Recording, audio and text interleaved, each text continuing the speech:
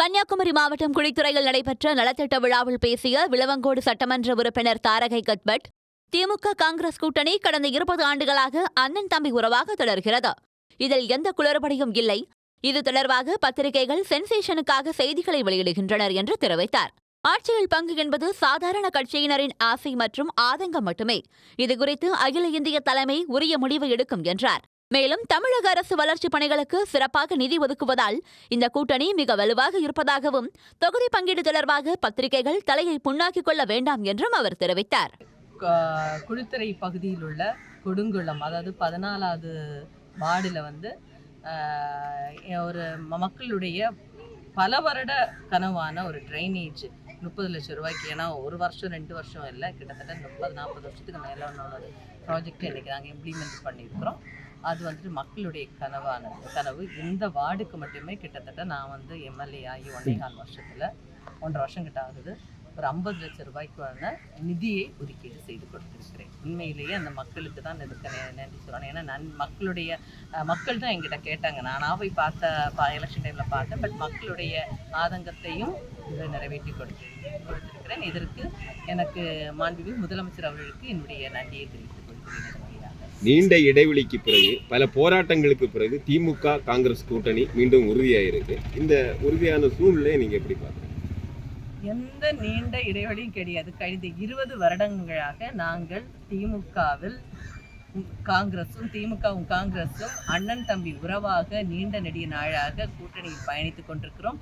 இந்திய கூட்டணியுடைய தலைவர் திரு ராகுல் காந்தி அவர்கள், இங்கே தமிழ்நாட்டில் அதனுடைய தலைவர் மாண்புமிகு முதலமைச்சர் ஸ்டாலின் அவர்கள் இருந்தார்கள். பத்திரிகைக்காரர்கள் தான் இதை குழப்பதற்கும் இதை பிரேக் பண்ண உங்களுக்கு ஒரு சென்சேஷனல் நியூஸாக நீங்கள் தான் எடுத்தீங்களுடைய காங்கிரஸுக்கோ டிஎம்கேக்கோ எந்த விதமான பாதிப்பும் அது கிடையாது. காங்கிரஸ் கட்சியினர் ஆட்சியில பங்கு கேட்கல அப்படின்னு உள்ள இதுல இப்போ நீங்க சொல்ல வரீங்களா? சார், நாங்கள் சொல்லலை சார். இது சாதாரண ஒவ்வொரு கட்சிக்கு உள்ள ஒரு என்ன சொல்றது, எல்லாருக்குள்ள ஒரு ஆதங்கம், ஒரு ஆசை. அதை நாங்கள் எங்களுடைய தலைமையிடம் நாங்கள் தெரியப்படுத்தியிருக்கிறாங்க, அவ்வளவுதான். அதுக்காக நீங்க ஏன், உங்களுக்கு என்ன பிரச்சனை? நாங்க அண்ணன் தம்பி கூட பேசுவோம். நீங்க பத்திரிகைக்காரங்கள் தயவு செய்து அதுல எதுவுமே பண்ணாதீங்க. ஆட்சியில பங்கு கிடைக்காதனால வருத்தம் இருக்கு அவங்களுக்கு. சார், நீங்களாவே எந்த கற்பனைக்கு போக வேண்டாம். எங்களுடைய அகில இந்திய தலைமை அதுக்கான முடிவை தெளிவாக எடுத்திருக்கிறது. பாண்டிச்சேரியில சம பங்கு வேணும். இங்க திமுக எப்படி பண்ணிச்சோ அங்க காங்கிரஸ் வலுவா இருக்கு. அதனால அங்கே எங்களோட சட்டமன்ற உறுப்பினர் எண்ணிக்கை அதிகரிக்கணும் அப்படின்னு ஒரு கோரிக்கை சோடர் வச்சிருக்காங்க. அது எப்படின்னு அதுதான் திரும்பவும் சொல்லல. அண்ணன் தம்பி உறவாக இருக்கிறோம் காங்கிரஸும் டிஎம்கேயும். அகில இந்திய தலைமை அதற்கான பதிலை கொடுப்பார்கள்.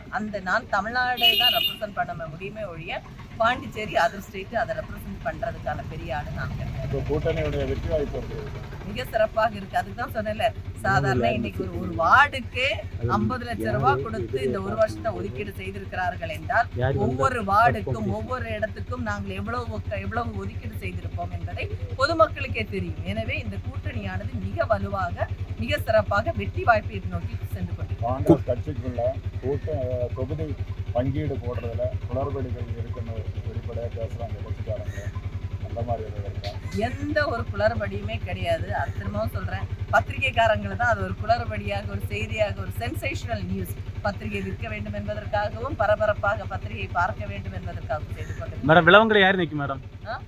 டிஎம்கே காங்கிரஸ் அகில இந்திய தலைமை முடிவு செய்து விளவங்கோடு, அதுதான் சொல்றேன், அகில இந்திய தலைமை முடிவு செய்து விளவங்கோடனுடைய வேட்பாளரை அறிவிப்பார்கள். பொறுத்திருந்து பாருங்கள். கம்யூனிஸ்ட் கட்சி விளவங்கோடு சட்டமன்ற தொகுதி, கிளியூர் சட்டமன்ற தொகுதியை கேட்கிற மாதிரி சொல்றாங்க. உங்களோட நிலைப்பாடு? சார், கூட்டணியில் இருக்கக்கூடிய எல்லாருக்குமே எல்லா தொகுதியும் கேட்பதற்கான அதிகாரமும் உரிமையும் இருக்கிறது. கூட்டணி கட்சிகள் நாங்கள் முடிவு பண்ணிவிட்டுள்ளோம். நீங்கள் அதை பற்றி ரொம்ப தலைப்புண்ணாக்க வேண்டாம்.